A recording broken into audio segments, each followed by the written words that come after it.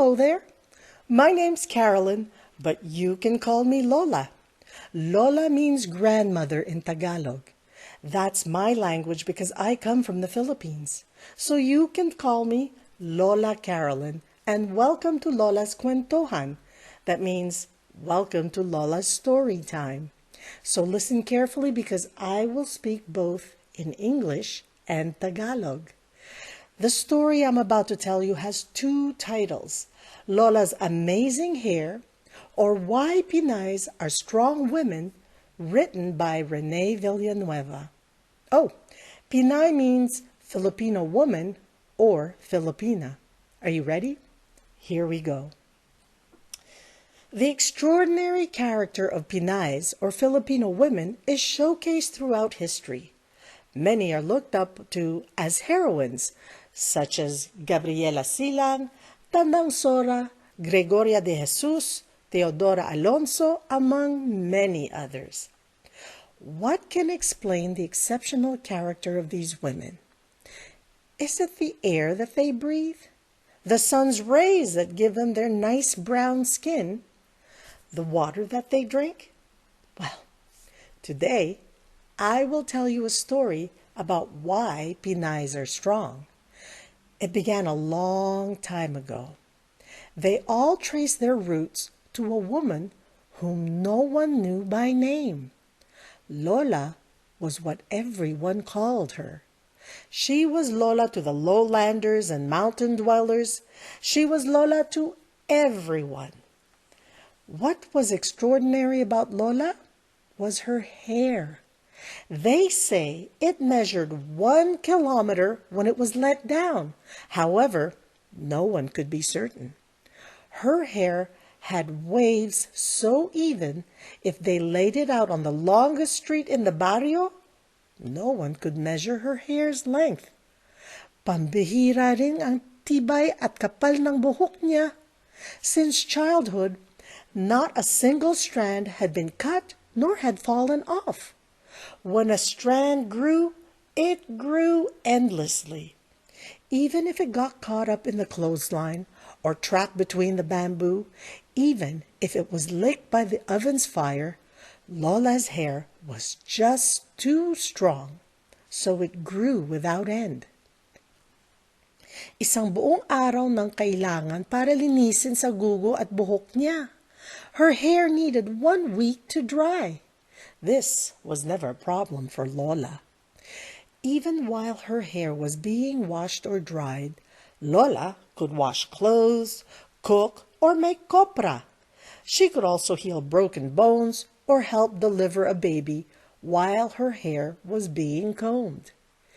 Even if Lola was 105 years old, itim pa rin ang buhok niya. She did not have a single strand of gray hair. All the experts who studied her hair were in awe. "Your hair is naturally fantastic," said the bald doctor, who was a genius. "The secret is in the coconut oil," said Grandpa. "It's definitely the juice of lemon mixed with the morning dew," my mother argued. And still some whispered, "Nasa lambong siguro." Ang gusto ni Lola, nakatrintas ang buhok. It took 3 weeks to braid her hair. Her daughter, son-in-law, and grandchildren took turns braiding her hair. Oftentimes, the whole barrio helped out. Estricto si Lola sa trintas niya. She didn't like them tight. She didn't like her eyes stretched from the tightness of her braids. Lola also did not like them loose. She did not like strands of her hair sticking out. Every knot of her braid must be exact size. 4 na daliri, walang lapis, walang kulang. Every meter of her braided hair was tied with necklaces made of shells. In between were more shells, sampaguita, ilang-ilang, keeping, and tinsel. Some of her grandchildren naughtily hung some San Nicolas, galletas, and pastillas wrappers. Lola's hair was always a conversation piece, lalo kung may pagdiriwag sa baryo. Her, her braids were longer than any procession, and her hair strands numbered more than the vote for anyone who ran in the elections. During the fiesta, Lola wore her hair in an elegant bun, very fashionable, with a small camagong comb decorating the bun like a crown of a queen. Isang araw, the news spread that a series of typhoon would hit the barrio. Everyone was advised to prepare for it. Parang isang taong kumilos ng buong barrio. The nipa roofs were fortified and tightened.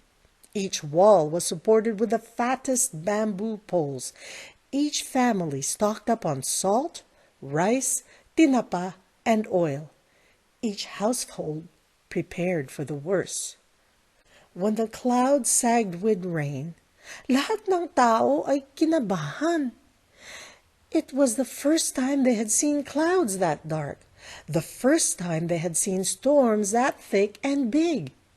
When the wind started to howl, the whole barrio shook with fear. They knew that their preparations were of no use in the face of the coming typhoon. When the wind and rain started to gather strength, family embraced one another in tears.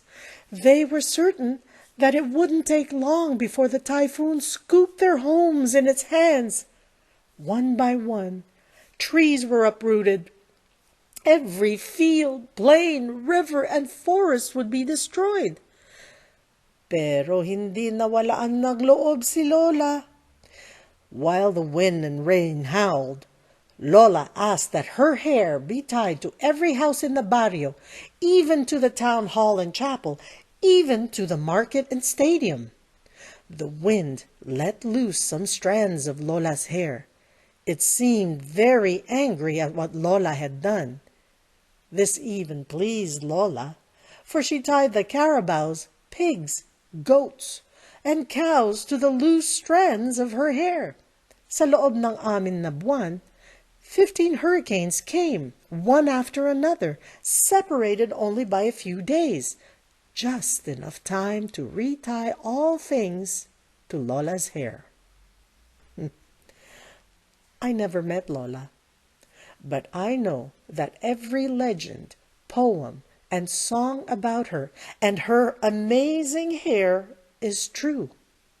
Just look at your Lolas, nanay, titay, ate, cousins, nieces, and sisters.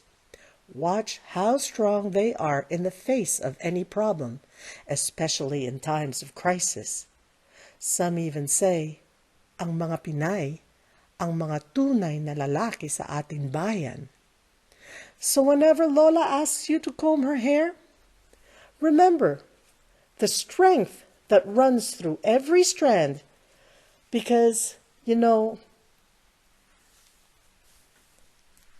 you have the same hair as your Lola. I hope you like this story, and I hope to see you another time. Bye.